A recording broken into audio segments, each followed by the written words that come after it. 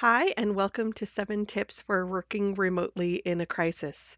As most of us have been asked to work remotely from home, here at ELC, we have been talking with our clients about the challenges that they and their teams have been having. And we took their questions along with our own best practices because we as a company have always operated as a virtual team. And we wanted to give you some tips to consider as you're shifting to working remotely. And some of you have been doing this for a little while now, but still might have some questions or might be able to do it more efficiently. So, my name is Sonia Shelton, and I'm the CEO of Executive Leadership Consulting, where we partner with organizations to align their strategy and their culture. And I'm happy to share some tips that we've been sharing with our clients about how to support their teams who are now working remotely. So, diving right in, these are definitely changing times. Working from home, we know that in this time of COVID-19, we have brought many challenges to the workplace. For some people, they've worked from home occasionally, but they haven't worked on full virtual teams before. And for others, they've never worked remotely before. This is the first time they've had to work remotely. And yet others may have already been working remotely as part of their job, but now they have their whole family at home with them, which is bringing additional challenges and changes to their ways of working. Whatever situation you fall into, we've put together some tips and guidance to make sure that you can be more productive and effective while reducing the stress that comes with these changes. So the first thing you want to do is manage your mindset. And I love this quote from McKinsey and Company. What leaders need during a crisis is not a predefined response plan, but behaviors and mindsets that will prevent them from overreacting to yesterday's developments and help them look ahead. So it's really about keeping your mindset positive and calm and hopeful for the future. And then you also want to limit your information inputs. So, be aware of, there's lots of information out there, there's lots of misinformation out there. It can keep you in a state of stress and fear. So, you want to limit where you're receiving your information, making sure they're credible sources, but also limiting the time that you're watching the news and looking at social media and keeping up to speed on what things are happening so that you can stay focused and more productive. We can learn a lot about agile methodologies in times like this. So, looking at when you're working remotely, try new things, test it, learn from what works, what doesn't work, and then adapt. So thinking of that agile cycle of test, learn, and adapt as you're working from home and developing your own processes to be more productive. And then focusing on your values, your personal values, as well as your company values and your team values. You want to keep your values top of mind, both at home with your family, as well as in the work that you're doing. And then finally, you want to plan for the future and then be present in this moment. So, in times of great uncertainty, we can only control what we're doing right now in this present moment. The most important thing is to keep each other safe. And right now, the future is just an idea. We can plan for it, but we can't control it, and it's changing, week by week. So it doesn't really help our energy or focus to live in what could happen or all the what ifs, but just stay in the present moment. And if you'd like some tools on how to reduce stress and keep your mindset focused and positive and in the moment, we have a free book on executiveleader.com called How to Reduce Stress at Work. So if you look under the resources section, you can download that for free. So you want to maintain work-life balance. So even though you're working from home, it's still important to keep your work-life balance. In order to stay safe and healthy, we need to put life first and then work. So you want to do things like practicing self-care, make time for exercise, eating right, meditation if you do that, relaxation, doing the things that you love and that bring you joy, or explore learning new things or new hobbies that you can do for yourself or with your family. And of course, taking regular breaks. You want to get up and move throughout the day, not just sit at your desk all day. You want to make sure that you're taking bio breaks, that you're taking a full lunch break, so that you keep that work-life balance, you can keep your energy up and your mind focused. So several of our clients have been talking about missing that few minutes they used to have to stop by the restroom or get something to drink or even just stretch as they walk between meetings during the day when they were in the office. So even though you're at home, keep those things up. Take a moment to stand up and stretch or walk around a little bit. You may have heard the phrase that sitting is the new smoking. So while I'm not a doctor, research has shown that it's not good for you to sit in front of your computer without taking breaks. And we all want to stay healthy right now. So some of our clients are doing things like suggesting walking meetings when they're doing one-on-one check-ins or more informal conversations or informal meetings, to do those meetings where both people, or the few people that are in the meetings where it's more informal, are all taking a walk together in their own neighborhoods as they have the meeting together. So that's another thing that you can try. You also want to maintain your work-life boundaries. So you want to create and start work and end work routines. So end your workday at the regular time that you did before. So working from home doesn't mean working every free moment. If you don't have a separate space for work, you want to create one. So you can close your laptop and turn off your work-related email notifications on your phone after hours. So it's really important during this time to be careful of overworking, so that you can sustain your energy and your health. Just because you have to stay at home doesn't mean that you have to spend all of your time working. And I've heard some clients say, I have meetings starting at 7 a.m. and they go till 7 p.m. just because we can. That's not gonna be healthy for you or for your family. So you want to keep that work-life balance in place and put those boundaries in place. We have some quick tips for parents. So getting creative. So negotiating parenting responsibilities with your spouse. Have this, not having the kids home and trying to do homeschooling and childcare at the same time that you're trying to get work done, especially if both parents work, can be challenging. So you want to explore some creative possibilities. Maybe you work complementary work schedules, or just getting clarity on how you're going to work together as a family. And then taking advantage of downtime. So sometimes when the kids are asleep, that's an opportunity for you to focus early in the morning, maybe. And then signal when you're working. Some clients have said they put a post-it up, or they close the door if they have a separate room, or they put on a special work hat, or they have a green ribbon or red ribbon on the door handle. Whatever works. Doing something that signals when you're in important meetings for your family, your kids, to understand when you need to really focus. The next tip here is to schedule the day. So you want to plan your day in 30-minute increments. So variety equals focus. And then post the schedule for the whole family each morning. And that way everybody knows what to expect, and it heads off many questions about what's going to happen, or what's next. And then for kids, you might want to consider choosing a project for them each day. So remember, imagination is their greatest toy. So you can enlist, kids in doing different projects, projects around the house, doing more chores. That's a double win, right? So looking at scheduling the day. And then finally, creating family rituals. So connect with your family before you're doing anything that is a deep work where you need to be super focused. Or if you know that you're going to be going into several hours of meetings, just spending a few minutes of connecting time with your family can then free you to focus. And then, of course, as I mentioned before, keeping your shutdown ritual. So you need to decompress after a day of work, and they need to have you home from work once the workday is over. So those are some of the things that our clients who are also parents have suggested. So the next tip is to be flexible and to align on expectations. So we know that things will continue to change, and we're constantly going to need to adjust our priorities through this time. And then even after this crisis is over, going back to work, things will continue to change.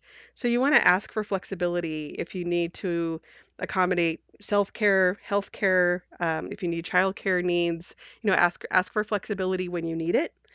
And then set up commitments and agreements with your teams. so that you know you when you need to be flexible with others on your team, and then you also know what's expected. Everyone knows what's expected from each other. We've set up commitments, and we are living up to those commitments. We're accountable to those commitments. So if you had those conversations ahead of time, it reduces any confusion or miscommunications or misaligned expectations down the road. And then you also want to keep in mind different time zones. So some people may be working with different locations and just being, or if people have traveled and they're stuck somewhere, you just be aware of different time zones when you're working with people at other locations. So staying productive. So some tips on how to stay productive when you're working virtually.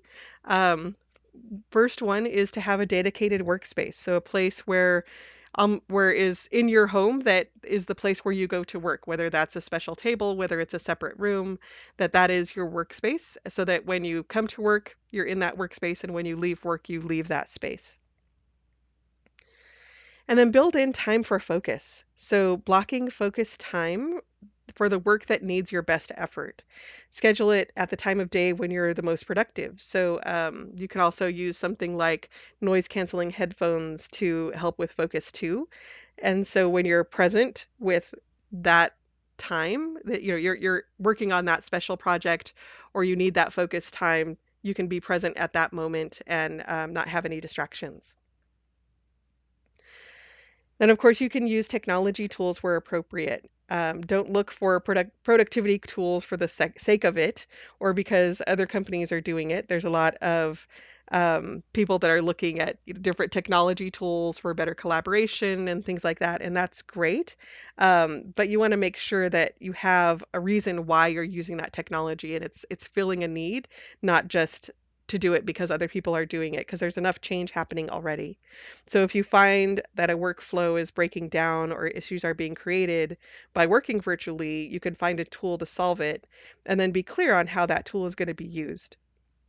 If you need recommendations for tools to solve particular challenges, feel free to reach out to us here at ELC. We'd be happy to share what we've seen that works for us and what we've seen our other clients using.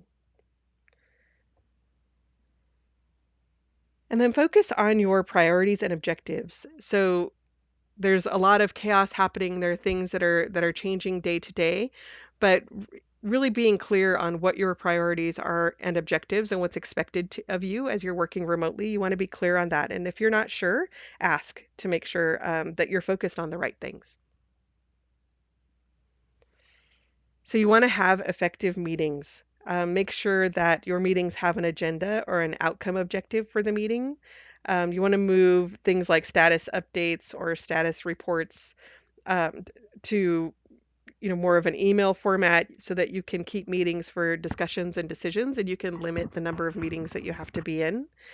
And then, make sure that you're in meetings that you need to be in. So I love Elon Musk has a great rule. If you're not adding value to a meeting, you leave the meeting. So you can drop off if you feel like you're not adding value to a meeting, so that you make better use of your time. And accountability is really important when you're working virtually. And so not all of us are built for, being self-motivated. So if you need help with accountability, ask for it. Some people who work remotely miss the subtle accountability of having peers around them, where someone can walk by your desk at any time and you're less likely to go online shopping or look at your social media, and you can gain that positive peer pressure by buddying up with somebody online. So one of your peers, one of somebody that you work with, you can ask for that person to be your buddy, and you can do accountability check-ins with them at the end of the day to make sure that you got done what you said you were going to get done. Some people get on, an online video so that they can see each other. They're not talking, but they can see each other working. And then there's even a company called FocusMate that's created an online business around the science of accountability through behavioral triggers. So their studies show that having a live person on the screen with you will actually boost your focus, and they have a tool where you can do that with people from other companies as well. So the key with working virtually is communication, really good communication. So everyone has their preferred mode of communication. Writers love email, talkers love the phone. Quick starts sometimes prefer texts, but written communication sometimes misses the nonverbal cues that we get when we communicate with each other. So that leads to the danger of being misunderstood. So depending on the content that you're trying to communicate, or if you're communicating something and there is a misunderstanding, it's important to default to higher context modes of communication. So, you want to prefer video conferences over conference calls, or if an email or text results in confusion, elevate immediately to a phone call or getting on a video conference. As a 5-minute video conference can actually prevent several hours of wasted time trying to unravel a confusing email thread where there's misunderstandings or and confusion. So McKinsey came up with a chart that shows the different communication channels that you can use for working remotely. And I love how they divided up the different channels and what you use them for. So the one-on-one call or voice call for those individual catch-ups and building relationships, or for discussing sensitive or difficult topics. Your video conference for problem solving and co-creation. You can use a whiteboard, you can share screens to share documents. You can use video for weekly planning and review sessions when you need to make decisions, if there are workshops or trainings that you need to do, any types of team talks and retrospectives. And then chat is great for process syndication for quick questions, or when you need guidance on something, you want to ask a quick question, keeping up to date in real time, and social team talk. So just checking in on people to see how they're doing. Video captures and voice notes. When you can record something, you can showcase or explain work. If you want to talk somebody through a process, you could just record it either on video or on a voice note and send it to them. For managers that have limited time, they can send a quick voice note to somebody on their team. And then so for debriefs after meetings, if somebody misses a meeting and you want to just send them a summary of what they missed in the meeting, you could just record it and then send it to them. And then finally, email for updates and status to large groups of people. This would be one to many, formal communication inside and outside the company. For successful video conferences, you need a clear agenda and a moderator to keep the discussion on track. So you want to have the camera turned on throughout the meeting to build relationships and pick up nonverbal cues. And sometimes in the case of a home office, if you feel like your environment's not presentable on camera, a lot of video conferencing software also offers virtual or blurred backgrounds. And it's really important for problem solving to be able to have screen share, virtual whiteboards, or even co-editing documents in your video conference. So whatever you're noticing, whatever channel you're using, if you're noticing that it's not working, elevate to the next level so that you can avoid unnecessary conflict and confusion. Communication is really important. So we know that this isn't going to last forever. Eventually, we're all going to go back into our offices. So it's also important to think about what's next. And so while you're staying present, you want to capture those ideas that are working and the things that you're learning with your agile mindset. So that test, learn, and adapt. What are some things that you want to keep when you go back into the office? What are some of the mindsets that you want to do, or the behaviors or processes that when you go back into your office or workplace, that you want to keep those routines going because you're finding that they're more effective or efficient? So that wraps up the training. If you need help, if there's anything that we can do for you, feel free to reach out. Let's talk. We're here for you. You're welcome to book a free 30-minute consultation with us, or one of our consultants or coaches can get on the phone with you and help you with some challenges that you're having working remotely or developing virtual processes. These spaces are limited for these calls, but we're happy to help you. And remember that we're all in this together. So if there are other tools or skills that you'd like to see us do a training on to help you through through this challenging time, just contact us at executiveleader.com on our contact page. And we're happy to help you with more trainings like this. We're here to support you as we all move through this time. And so just let us know what you need. So thank you for taking the time to participate in this training, and we hope that you all stay safe, stay healthy, and stay positive and hopeful through these challenging times.